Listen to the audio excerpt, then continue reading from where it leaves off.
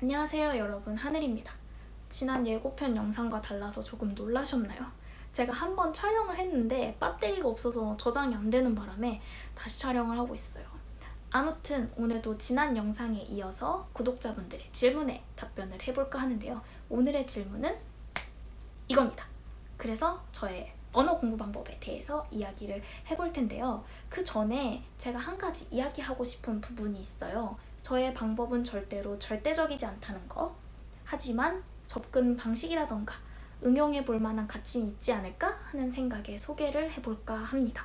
제가 이 얘기를 왜 하냐면 제가 이런 질문도 받았거든요. 그래서 여러 가지 해보시면서 나는 이런 게 좀 맞는구나 라는 게 싶으시다면 그쪽으로 좀 더 만들어가는 게 좋지 않을까 하는 생각이 들어서 이야기를 합니다. 아무튼 그러면 시작해볼까요?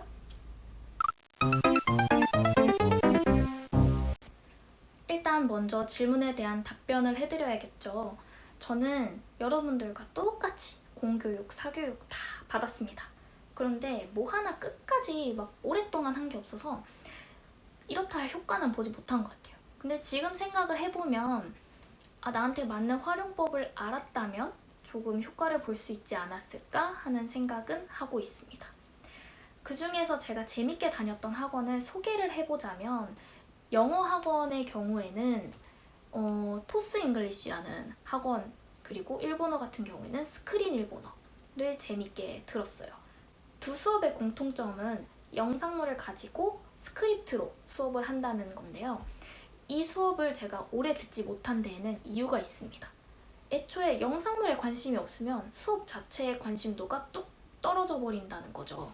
특히나 토스 잉글리시 같은 경우에는 미국의 4, 5살짜리 어린애들이 볼만한 동물이 막 나오는 애니메이션을 초등학교 5, 6학년을 대상으로 수업을 했어요.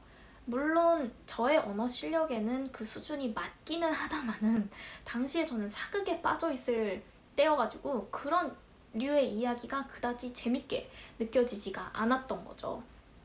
그래서 이제 그만두게 되고요. 일본어 같은 경우에는 저 영상물을 통해서 공부하는 걸 좋아한다, 그리고 내가 그쪽에 맞는다는 걸 알고 난 뒤에 찾아서 들어간 곳이에요.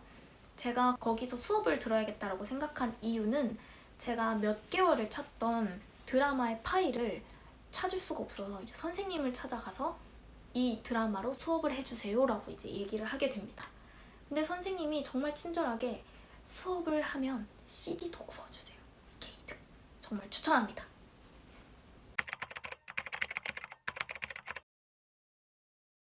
사실 드라마로 공부를 하려고 보기 시작한 사람은 아마 없을 거라고 생각을 해요. 저도 그런 경우였고요. 저 같은 경우에는 야자 시간에 핸드폰 사용을 못하게 했어요, 학교에서. 근데 또 야자는 억지로 일주일에 3번이나 시키는 거예요. 그래서 유일하게 허용된 게 PMP로 인강을 보는 거였는데 누가 거기 인강을 넣습니까? 그래서 저는 드라마를 넣은 거죠. 근데 한 편이라도 더 많이 넣으려고 자막을 빼고 넣은 거예요. 그래서 이제 인강을 듣는 척을 하려고 노트 이렇게 끄적이는 척을 하는 거죠. 그러다 보니까 그냥 들리는 걸 받아 적다가 어느 순간 근데 얘 진짜 뭐라고 하는 거지? 이게 신경이 쓰이는 거예요. 사실 PMP에 넣고 가지고 다닌다는 건 이미 한 번 시리즈를 정주행했다는 얘기기는 한데 제가 알고 있는 의미는 누군가가 만들어준 자막인 거잖아요. 저는 그거 말고 원어로 정확히 뭐라고 한 건지가 궁금한 거예요. 그래서 들리는 대로 받아 적기 시작합니다. 근데 안 들리는 건 그냥 한글로 썼어요. 그냥 뭐 예를 들어 Do you have some chocolate? 이라고 했는데 초콜릿이란 단어를 모른다고 칩시다.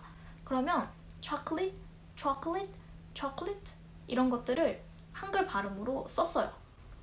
그리고 제 스스로 나름대로 스펠링을 막 추리하는 거죠. 원래 들리는 대로 잘 안 떠지는 경우가 있잖아요. 그리고 내가 이해한, 나름대로 이해한 문맥상의 의미도 한번 적어봅니다. 그런 식으로 야자 시간 내내 이제 드라마를 보면서 열심히 받아 적었어요. 이게 지금 생각해보면 제가 들었던 스크립트 수업이랑 다른 점이었던 것 같아요. 충분히 유추할 만한 힌트를 내가 찾아서 그걸 충분히 생각할 시간이 있다는 거.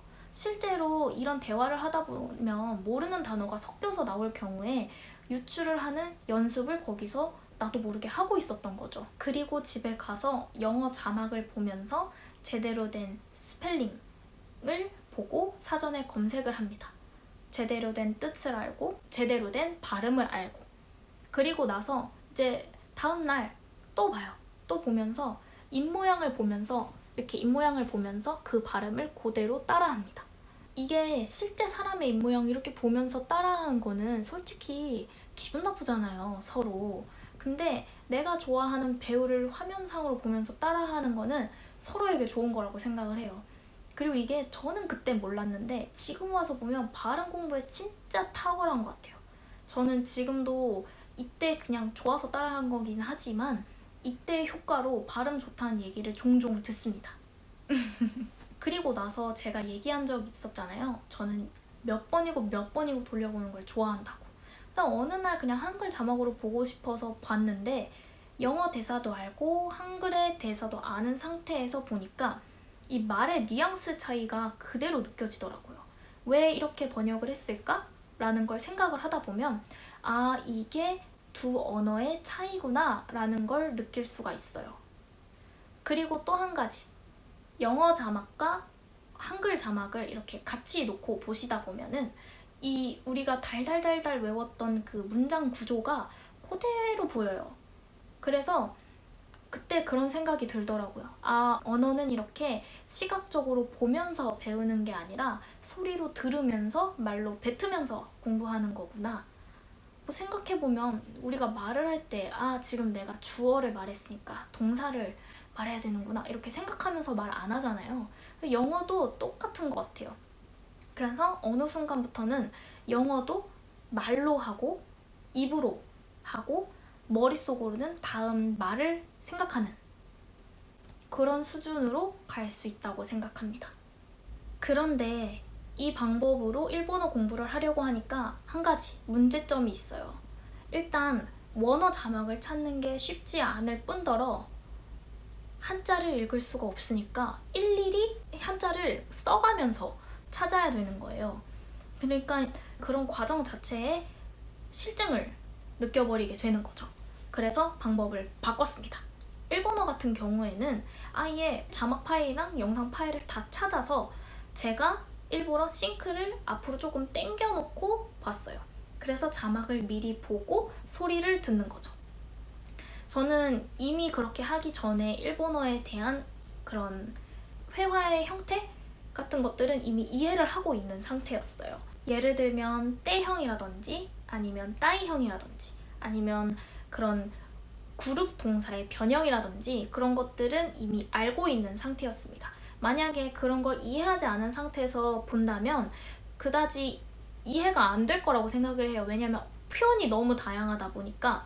그래서 만약에 알고 있는 단어가 부족해서 이해가 안 되는 거라면 자막을 보면서 공부를 해도 괜찮다고 생각을 합니다.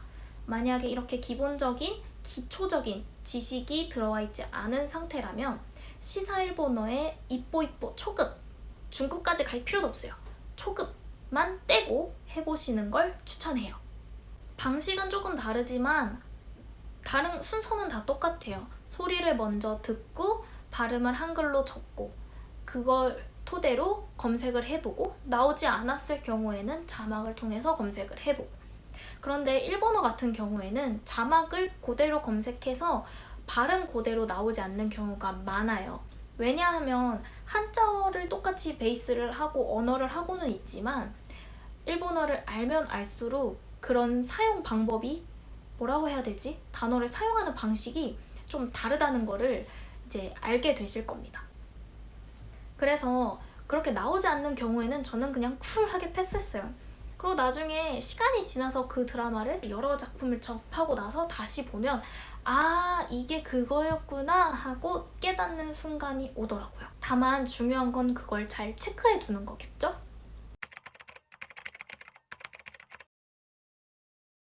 마지막으로 영어, 일본어 관계없이 제가 추천해드리는 방법 중에 하나는 단어랑 감정을 쌓는 거예요.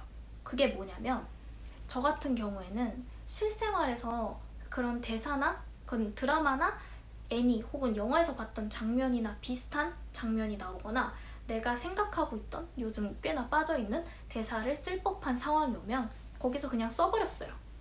해버렸어요. 아무한테나. 그래서 그런 상황에서 상대방의 반응, 그런 것들에 따라서 내가 어떤 감정을 느낄 거 아니에요? 걔가 그렇게 반응을 해서 민망했어 라든지 웃겼어 라든지 이런 감정을 쌓는 겁니다. 그렇게 되면 그런 감정을 토대로 단어를 생각하기 때문에 절대 안 잊어버려요. 특히나 창피를 겪거나 민망하거나 실수를 하거나 이랬을 경우에 감정은 절대 잊어버리지 않습니다. 두 번째는 단어 혹은 문장과 추억을 쌓는 거예요. 이건 뭐냐면 저 같은 경우는 여행을 갔을 때 많이 써먹었습니다. 어떠한 단어나 대사를 쓰기 위해서 구태여 어떤 추억을 만드는 거죠. 그래서 저는 주로 슈퍼 이런 데서 많이 해요. 뭘 물어보는 용도로. 예를 들어서 아까 말했던 초콜릿으로 합시다. 내가 초콜릿을 몰라서 새로이 드라마를 보면서 초콜릿이란 단어를 알았어요. 그래서 슈퍼에 가서 초콜릿을 찾아요. 아, 너가 초콜릿이구나. 여기 있구나. 그걸 알고 일부러 직원한테 가서 초콜릿이 어디 있어? 라고 물어봐요. 그러면 두 가지 반응이 있습니다. 하나는 친절하게 초콜릿이 계신 곳까지 나를 데려다 주거나, 두 번째는 그 자리에서 퀘스트를 줘요. 아, 있잖아. 절로 가서 저렇게 가면은 있어. 그거를 잘 듣고 그 이해한 걸 토대로 초콜릿이 있는 곳으로 가보는 거죠. 왜 처음에 그럼 초콜릿의 위치를 확인했느냐? 왜냐면 그 직원이 있는 자리에서 내가 초콜릿이 어디에 있는지 안다면 기대하고 있는 대답이 있잖아요. 뭐 예를 들어서 쭉 가서 오른쪽에 있어 라든지 그런 걸 기대했는데 보통 그것과 다른 회화 패턴이 나와요. 그러면 또 다른 패턴을 알 수 있고, 그런 상황에서 내가 기대하지 않은 대답이 나왔을 때 집중해서 듣고 이해할 수 있는 능력을 키울 수 있는 거죠. 근데 저도 그렇게 알고 한 건 아니에요. 그냥 내가 이 단어를 새로이 알았는데 이 직원이 내가 이 발음을 하면 알아들을까? 하는 그냥 순수한 궁금함으로 해봤습니다. 근데 재밌어서 내가 이 정확한 위치가 나올 때까지 해보자 하다 보니까 그냥 그렇게 됐어요. 그리고 일본 같은 경우에는 친절하다 보니 두 번째 퀘스트를 잘 안 주는 경우가 많으니 유의하시기 바랍니다. 저 같은 경우에 여러 가지 상황에 있어 본 게 아니기 때문에 지금으로서 생각나는 방법은 이것 정도밖에 없더라고요. 제가 해외에 나와서 살면서 하는 방법을 한 가지 더 추천을 하자면, 일상생활에 있었던 일 속에서 모르는 단어를 찾거나 그 단어 안에서 또 관련된 단어를 찾는 것들을 하고 있거든요. 예를 들면 얼마 전에 출근을 하다가 딱따구리를 본 거예요. 그래서 딱따구리라는 새 이름을 몰랐었어요. 그래서 단어를 찾아보니까 키츠즈키라고 하더라고요. 그래서 이 키츠즈키구나 라고 생각만 했는데, 제가 이거를 오다가 봤다는 얘기를 하려고 하다가 새가 나무를 쪼다 혹은 먹이를 쪼아서 먹고 있다 아니면 사람을 막 쪼다 이런 할 때 그 쪼다의 단어는 뭘까 하고 찾아보니까 츠츠크더라고요.